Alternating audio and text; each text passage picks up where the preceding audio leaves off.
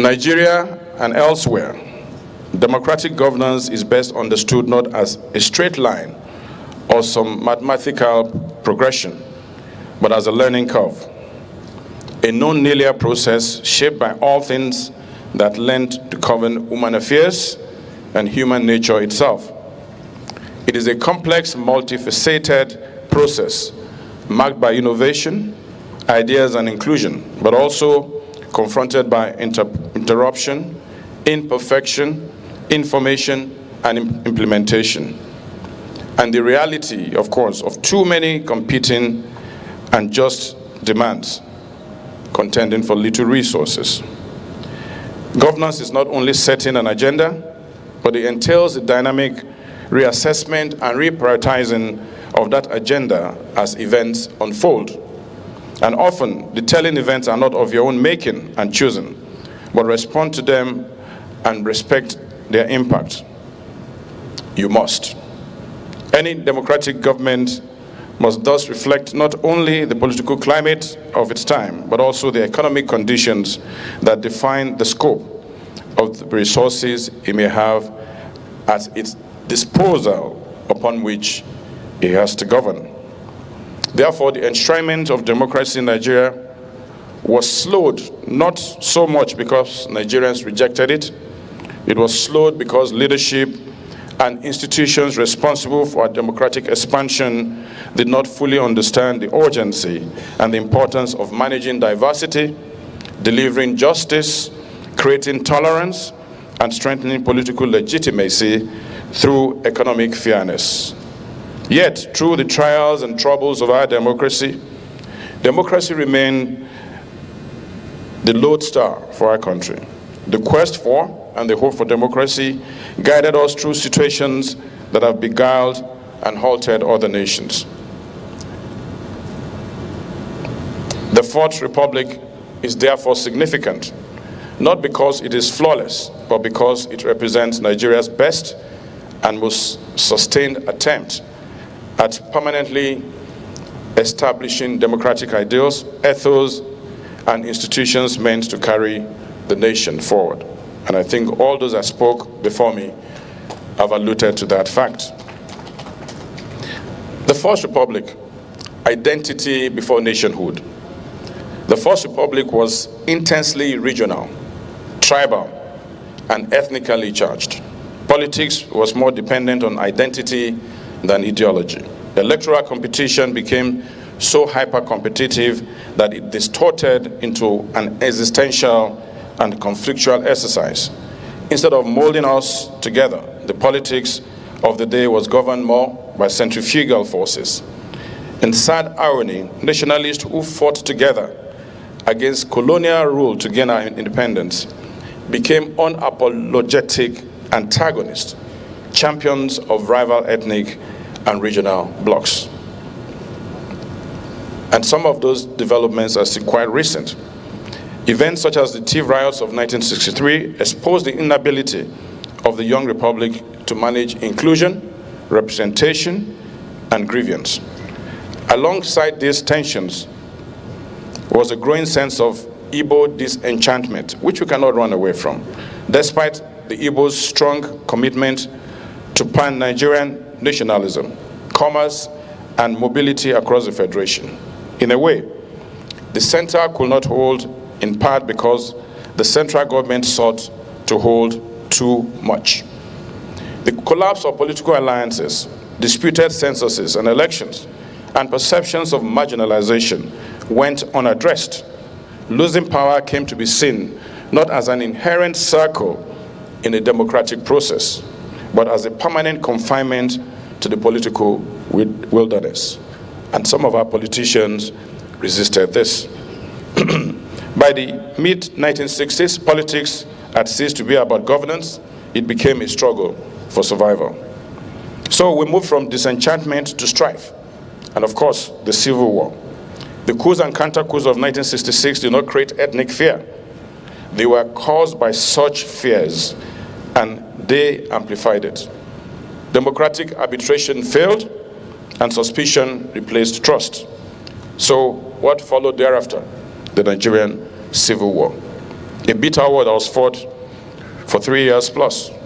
It was the tragic consequence of a state unstable to assure its constituent groups of fairness, security, and belonging. That war ended in 1970 with the declaration of no victor, no vanquished, a morally powerful statement led by the then General Yakubu Gowon. But the language of reconciliation did not always carry the day, nor could it sweep away all the undemocratic flaws of our political culture. We forged ahead as a country and as a nation. Thankfully, the bloodshed was over, yet the invisible wounds to our collective psyche were not fully treated. So what happened? Post-war reintegration, healing of a nation deferred. While the war ended militarily, its lingering political and psychological consequences have been consequential. Policies such as uniform compensation for lost savings, abandoned property, and uneven reintegration into the power structure, the national power structure, left enduring scars. Over time, exclusion no longer expressed itself through secession, but through disengagement, mistrust, alienation from the federal center. These unresolved grievances became quite fault lines in Nigeria's political development, resurfacing periodically in political discourse and national debates. So the years of oil boom came, and at the same time, the seeds of economic decline. Nigerian challenges were not only political, they were also economic and structural. The oil boom of 1970s brought forth southern wealth unchecked by institutional discipline. Easy oil revenues weakened fiscal responsibility, encouraged rent-seeking, and disconnected governance from productivity. The state became the primary dispenser of wealth rather than the enabler of creative, job-oriented enterprise. Corruption deepened, inflationary pressures emerged, import dependency increased, and of course, by the early 1980s, Nigeria was already living beyond its productive capacity. And I'm sure so many of us can connect with this. Economic legitimacy began to erode alongside political legitimacy. Of course, the Second and the Third Republics, period of economic stress and political collapse, no doubt. The Second Republic, 1979 to 1983, and you will notice deliberately I've left out the names of the dramatis personae. And that's because we want to just focus on the substance. That period inherited a fragile oil-dependent economy, while blatant ethnic politics initially declined under the glaring influence of 13 years of military rule, because they were tempered by the military interregnum that occurred. We saw an attempt to run a proper country. But then, material politics dominated. Fiscal discipline weakened. Inflation rose. External debt mounted. Politics reverted to party over nation. And on December 31, 1983, the military intervened again. Not merely because of politics, but because the economy was failing. When you refer to the cool speeches of the late General Muhammadu Buhari, you can connect. Under military rule, economic distortion deepened as the years went by. Multiple exchange rate systems, access replaced productivity. Abacha's multiple foreign windows entrenched rent extraction. In our country, a minority tribe grew wealthy. The rest of the people watched. Opportunity packed its bag and left elsewhere. By late 1990s, the Nigerian economy was economically exhausted. Now, the Fourth Republic, 1999 to date. Democracy under economic pressure. The Fourth Republic was born into economic fragility. The early 2000s saw militancy in the Niger Delta, driven by resource control grievances, disrupting oil production and national revenue. Although militancy was eventually quelled through political engagement and amnesty, new security economic shocks emerged. Then we had the rise of Boko Haram insecurity that spread in various forms, banditry, devastating economic activity across large swaths of northern Nigeria, disrupting agriculture, trade routes, education, and investment. By the early 2020s, insecurity had become a microeconomic issue, not merely a security concern. As a nation of 220 million people, with a birth rate among the world's highest, Nigeria is still confronted with these challenges. We continue to function under an economic model that barely functioned when our population was half its current size. And recall, within just less than 25 years, Nigeria's population doubled from 120 million to 220 million. But did the state expand in its capacities and the structure of governance? No, we did not expand at the same pace with the population growth we had. Hence where we are today. So, still on the Fourth Republic, by the time President Bola Ahmed Tinubu assumed office in 2023, Nigeria faced severe inflation, forex market distortion, declining productivity, rising debt, weakened investor confidence, and widespread economic hardship. Nigeria's economy was marked by inertia, some level of incoherence, by consumption, not productivity, and of course, the fuel subsidy that bled the nation. All of that story is well told. The ways and means, 30 trillion ways and means, the level of financial recklessness at unprecedented, inflation at 36.46%. So President Tinubu had his job cut out from the very first day. So this brings us to the crux. What is working in the Fourth Republic? And I dare say I will just touch on a few because I know the other speakers will also take on some of these issues. In assessing what is working in the Fourth Republic, we must measure democratic gains, not sentiment. The Fourth Republic's achievements must be assessed through institutional and performance indicators, not rhetoric. First, civilian supremacy and democratic longevity. And just 26 years of uninterrupted years of civilian rule.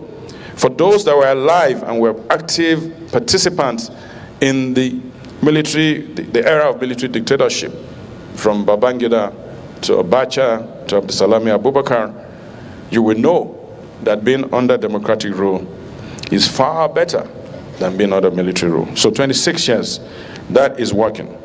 Civilian supremacy is also working. Important. Electoral and judicial institutionalization.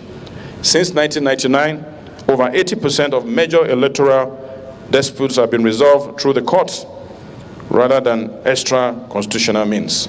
And Kabisi, you are a living testimony. An elected president shoved you out of office. You went to the courts put you back in office. We remember that very well. It was a watershed.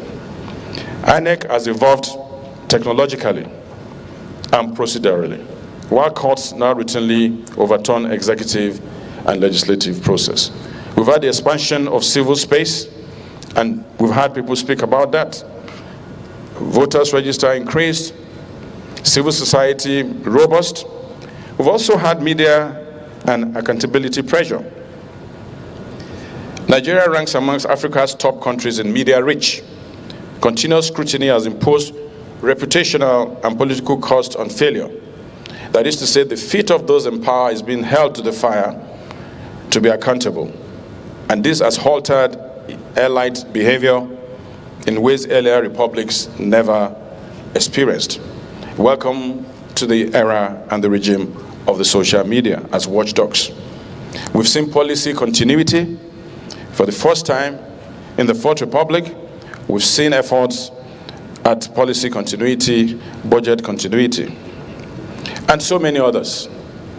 So what is not working? The public trust, that barometer, there's a gap.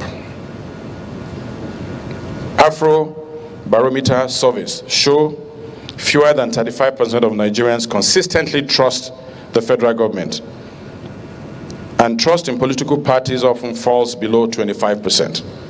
This deficit is experiential, rooted in lived economic hardships, and we need to do a better job in making sure all Nigerians feel and trust the government that serves them. Subnational governance failure. Over 60% of states spend more than 70% of revenues on recurrent expenditures, in spite of increase in revenue that goes to them. Economic stress. Inflation peaked over the last 30 years, not just in the last 3 years. In the last 20 years, we have seen a steady increase of inflation. Youth unemployment and underemployment exceeding 40% at various points in the Fourth Republic. Democracy weakens when livelihoods collapse. And by late 2025, thankfully, signs of recovery became visible. But we must accelerate and deepen the economic recovery of our country. The issue of security is a 10-pound gorilla in the room for all the presidents that have ruled this country in the Fourth Republic. Insurgency, kidnapping, banditry, displacement of farmers, etc. Of course, we're seeing recent security measures helping to curb insecurity. Then we have weak national cohesion. I move to the last part. Nigeria's Fourth Republic again, under President Tinubu, the audacity of Tinubu. And I said it, we've had President Obasanjo, we've had President Yar'Adua, we've had President Jonathan, we've had President Muhammadu Buhari, and then right now, President Bola Ahmed Tinubu. Each of these presidents will fall on his own sword on the basis of his performance. The person we have now in situ is President Bola Ahmed Tinubu, who did not inherit a neutral economy. In fact, he did not inherit a perfect economy. He inherited a structurally unjust system marked by elite currency arbitrage, subsidy capture, and fiscal indiscipline. He dared to pull the trigger on the subsidy on oil and subsidy on forex. He unleashed a regime of reforms in several sectors of the economy. By unifying the exchange rate, removing fuel subsidies, and restoring fiscal discipline, President Tinubu corrected not just economic distortions, but democratic ones. So, what are the signs of recovery we're seeing in the Fourth Republic under this president? They are writ large. Inflation, 9 months of consecutive drop of inflation, now at 15%. GDP growth, the latest, from the World Bank 3 days ago, from 4.1 to 4.4. 6.1 billion non-oil trade surplus, shows reduced import dependence and improved competitiveness.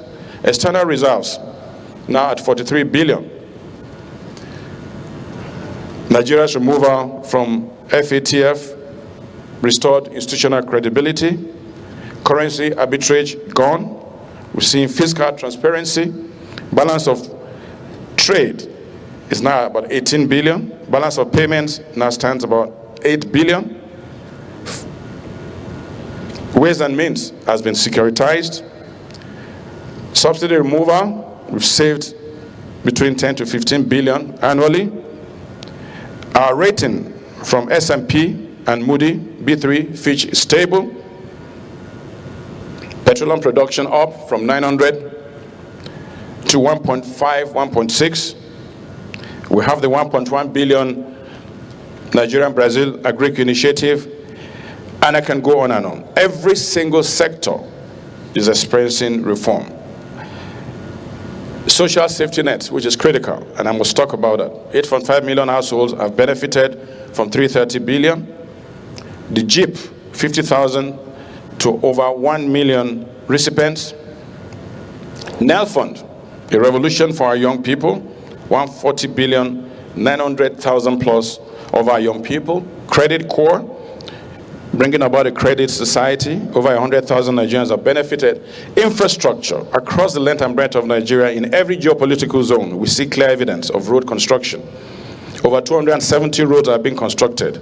4 legacy projects are ongoing. Health centers, over 1,200 health centers are being revitalized.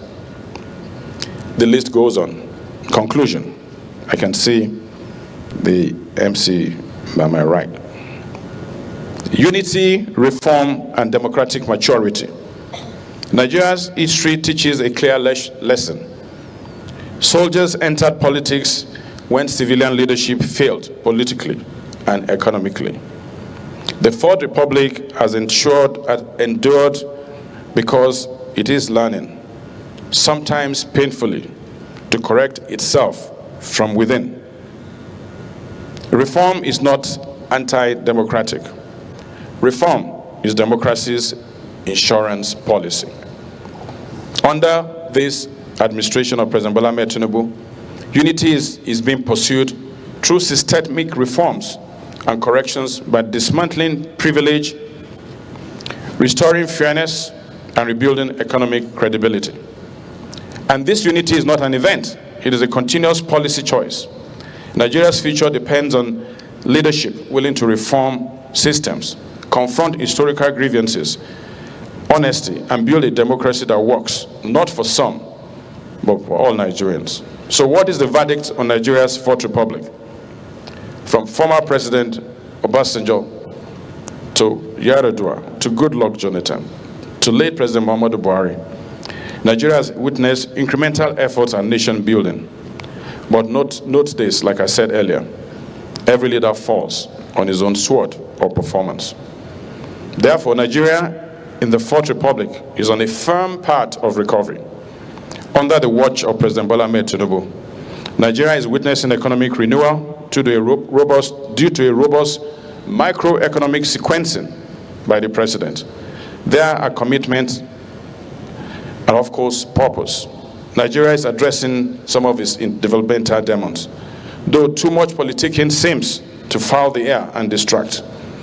This government is focused on delivering good governance. The journey is not without its challenges, sacrifices, mistakes, and bumps. And that is why this morning I urge all Nigerians to join hands with President Bola Ahmed Tinubu in this Fourth Republic to make a greater Nigeria a possibility. Thank you for listening. Thank you very much, Mr. Solidari.